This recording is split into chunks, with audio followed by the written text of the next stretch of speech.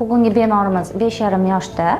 Bu qiz 6 oy oldin kelganlarida ko'zlaridagi shikoyat ichkariga ketuvchi g'ilaylik edi. Biz bemorni yaxshilab tekshirganimizdan keyin ko'zida ochki taqadigan holat borligi aniqlandi. Ko'zoynak tanlab berdik va qo'shimcha tez apparatni lecheniyalar bilan g'ilaylikni 6 oy davomida kuzatdik. 6 oy natijasida g'ilaylik qisman ochkida to'g'irlandi, lekin g'ilaylikni to'g'irlash ochkida yetarli natija bermagani uchun biz hozir g'ilaylik operatsiyasini birinchi etapini rejalashtirdik. Qarang oyisi, qizingizdagi holatda ochkini kuchi yetmayapti g'ilayligi to'g'irlashga. O'shaning uchun bu yerda xirurgiyani birinchi etapi kerak bo'lyapti. Ya'ni agar g'ilaylik ochkida ham tekis turmasa, unda ozgina biz yordam berishimiz kerak bo'ladi.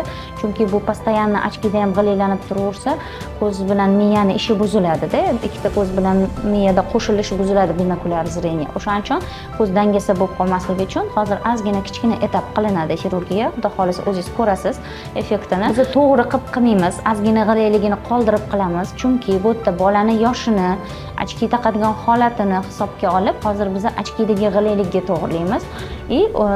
Ochkisiz ozgina остаточный g'ilaylik qoladi. Bu o'sganda o'zi to'g'rilanish ehtimoli ko'p. Asosiysi hozir bizda ochkida g'ilaylik tekis turib bersa, ana keyin yaxshi natija bo'ladi, xudo xolisa.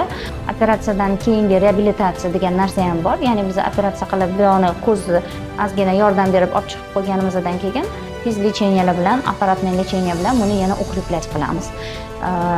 Natijani o'zingiz ko'rasiz, xudo xolisa. Mana hozir konsultatsiya jarayonini ko'rdinglar. Konsultatsiyani tugatdik. Endi bemorni xirurgiyaga tayyorladik. Hozir videoni oxirini ko'ringlar, natija bilan bo'lishamiz.